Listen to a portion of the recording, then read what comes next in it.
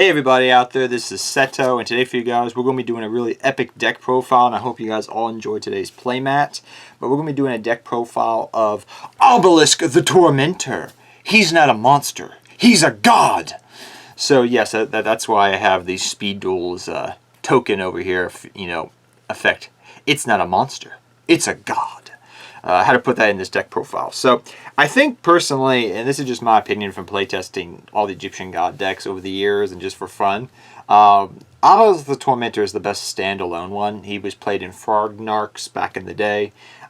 He's the best decent one because he has built-in protection and he always has beefy attack when he hits the field. So that's a good combination of two good things.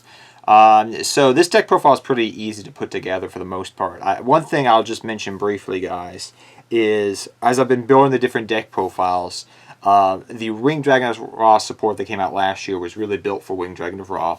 The structure deck / starter deck support that we got recently, that was really helped and worked with the best with Obelisk the Tormentor.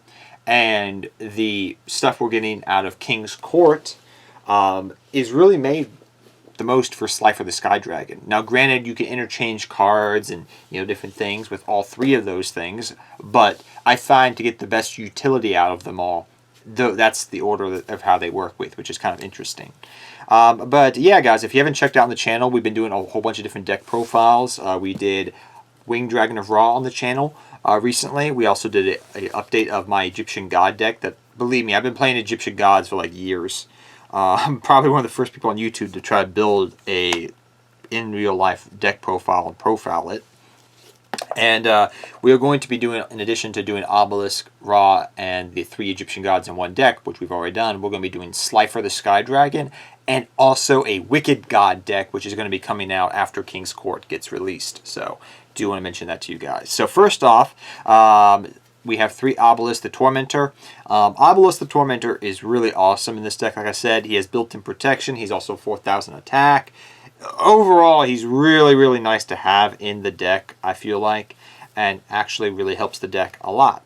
But I found that to get the most utility out of this deck, it was good to add another Egyptian god, and so I put in 1 Winged Dragon of Ra. Now, Winged Dragon of Ra gives you a little bit of OTK capacity or FTK capacity in this deck to some degree, but the nice thing about it is it does work well with the Ra engine. Like I said earlier, yes, we do utilize different parts of the engine, but it really functions well with the Winged Dragon of Ra engine, which is kind of interesting. But 3 Obelisk, 1 Winged Dragon of Ra in this deck. So yeah, you're running 2 Egyptian gods, but I kind of said this even years ago. This is kind of how I thought they was going to go if I ever built an Obelisk the Tormentor deck. So yep. Next we have 3 Ra's Disciple. Yeah guys, I said in all those other videos when we did the Winged Dragon of Ra and the 3 Egyptian gods in one deck, I would not run Ra's Disciple in those versions of this deck, but I would run them in other versions. This is what I was alluding to, because in this version of the deck, you have different ways of getting a lot of tributes out, but it's nice to have Winged Dragon of Ra, Ra's Disciple in the deck, with Ra's Disciple in the deck, because it just gives you additional tribute fodder.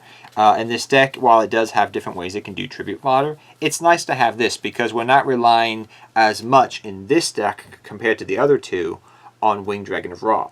Winged Dragon of Ra, think of it as a small little package engine in the deck. So that's not including Ra's Disciple.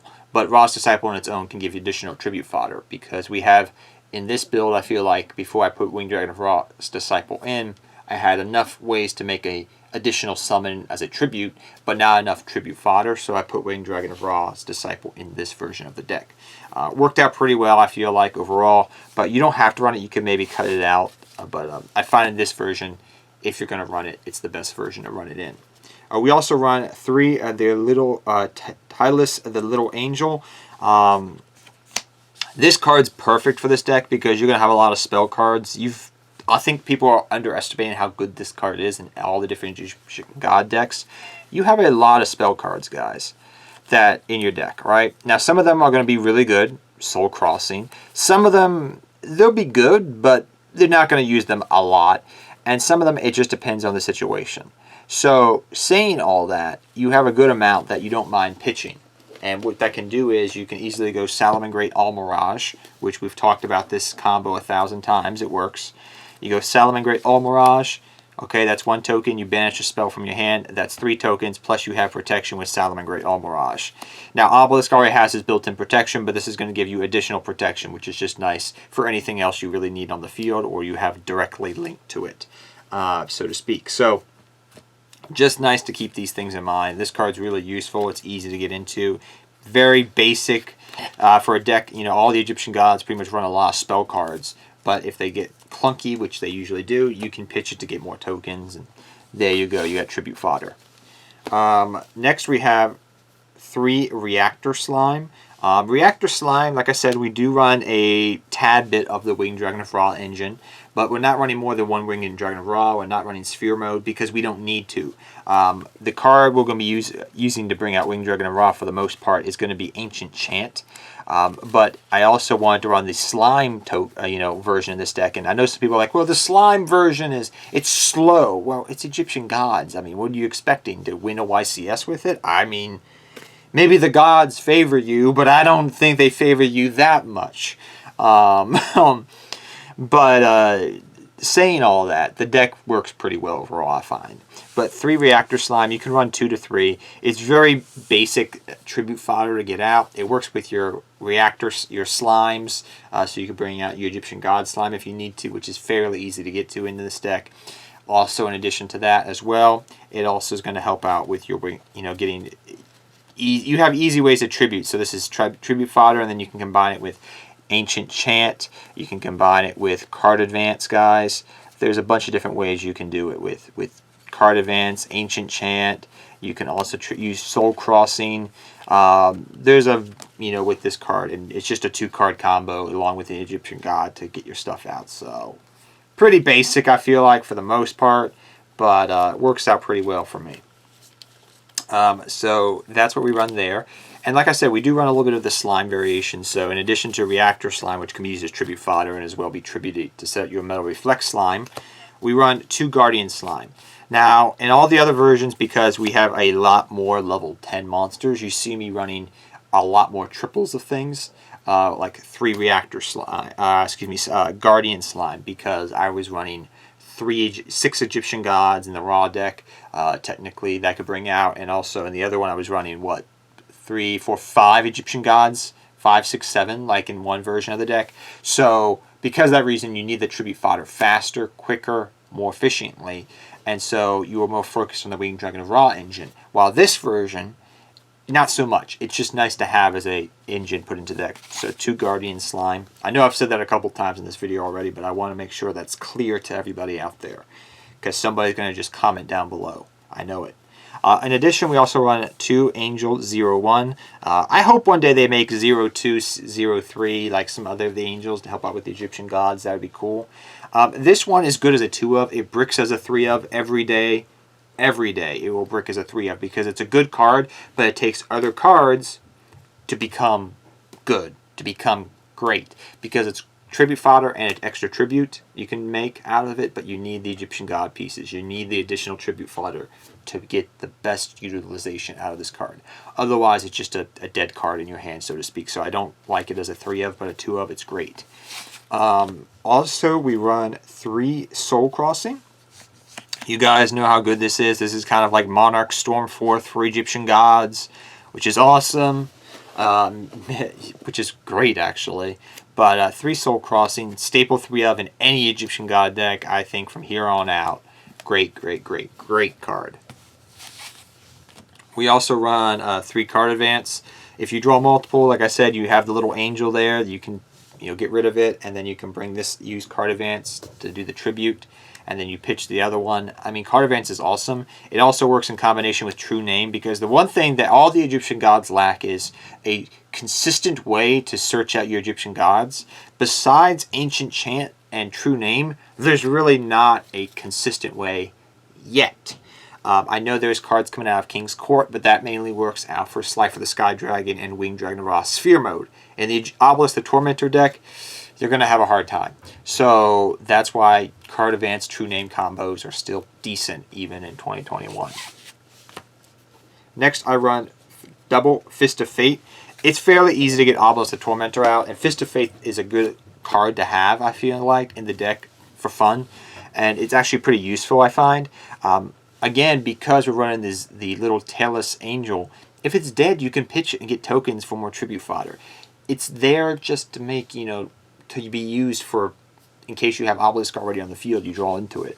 Or if you're setting it up on the board for something. 2 True Name, like we said, this is going to work with your card advance combos. If it's dead, you can pitch it, go off with it, but it's going to also help you bring out Egyptian God, you know, search out your Egyptian gods that you need to from your deck, so you can tribute off of them. Some people like to just focus on using this as a special summoning piece. I don't feel that way about it. I like it more as a searcher, so my Egyptian God's going to stay on the field for good. Next, I run 2 Ancient Chant. We're not going to run 3 in this version of the deck, guys, because Ancient Chant, while it is good, we're not focused on Winged Dragon of Ra as much as an engine. That's the 3rd or 4th time I've said it, and I'm not going to say it again. But that's why. Ancient Chant's going to be used as tribute fodder, and it's a way to search out Egyptian God consistently and get it onto the field. Double Mound of the Bound Creator and 1 Terraforming. I want as much protection as I can for my Obelisk and Winged Dragon of Ra. I find that sometimes while this deck is called Obelisk the Tormentor, more often you're going to go for Winged Dragon of Ra because it's a little bit more searchable through Ancient Chant, etc. So you want to protect that Winged Dragon of Ra once you get it on the field. So Mound of the Bound Creator is going to help protect that. It's going to help protect also your Obelisk if something happens to it. Just overall is a good card to have, I feel like, in this deck. And plus it's going to do burn damage, because people, when they see these big Egyptian gods come out, I don't know why, if they're not playing a link-based strategy, they're going to put stuff in defense position, and you're going to be, until they draw cards that can get out your board. So you want to do some burn damage, and believe me, you don't know the pain. I've played this deck for so long. People do that a lot. 1 Upstart Goblin, make it a 39 card deck. Give me a little bit of draw power. Why not? 1 Millennium Revival. I like this as a 1-of in the deck. It worked with the Winged Dragon of Ra, which is cool. But it's not essential in the deck. It's just there. It's helpful. It's pretty nice to play around with. 1 Foolish Burial. This is to help send Tellus to grave. You can set it up in grave, then you can use it, pitch a spell, and banish it. So if you don't have it already on the field and you weren't able to go Salamangreat this, maybe you have Angel 0/1. You bring it, special summon it out. There's a bunch of different ways, but this is mainly for that combo. 1 Monster Reborn. Monster Reborn is going to help provide you tribute fodder so you can do tributes. And lastly, we run 3 traps. In addition to, 4 traps. In addition to 3 infinite impermanents, I run 1 Metal Reflective Slime. We have a lot of protection for Obelisk the Tormentor. The issue is we don't have a lot of ways to negate your opponent's stuff to get around Obelisk the Tormentor. So infinite impermanence is going to help with that effect negation. I like it in this deck. It works out pretty well. You can run Ash Blossom and Joyous Springs, Effect Failures if you wish. You can run a bunch of different things if you want to. But I like Infinite Impermanence in this deck. It works out pretty well for me. And the 1 Metal Reflective Slime, you can recycle it, so you just need 1 of in this version of this deck. So that's Obelisk. Let's get on to the extra deck now, guys. So extra deck wise, we run one of our tokens, which is, it's not a monster, it's a god. We run 2 Egyptian God Slime. We run 2 because sometimes I do find myself recycling the Metal Reflective Slime, and you can sometimes go for a second Egyptian God, so I'm just running 2 of it. If you feel the need to just run 1, go right ahead. I like 2 Salamangreat All Mirage. You definitely want to run this card as a 2 of in the deck. 1 IP Masquerena. 1 Nightmare Cerberus, Nightmare Phoenix, Nightmare Unicorn. Pretty basic packages here. We also run, in addition to that, 1 Blackluster Soldier of Chaos and 1 Axis Code Talker. You're probably just saying, wow, the price of this extra deck just went up astronomically. Hey, I have the cards. I'm going to run them. This is pretty easy to bring out because of how many different types of monsters you're going to have at the field at one given time.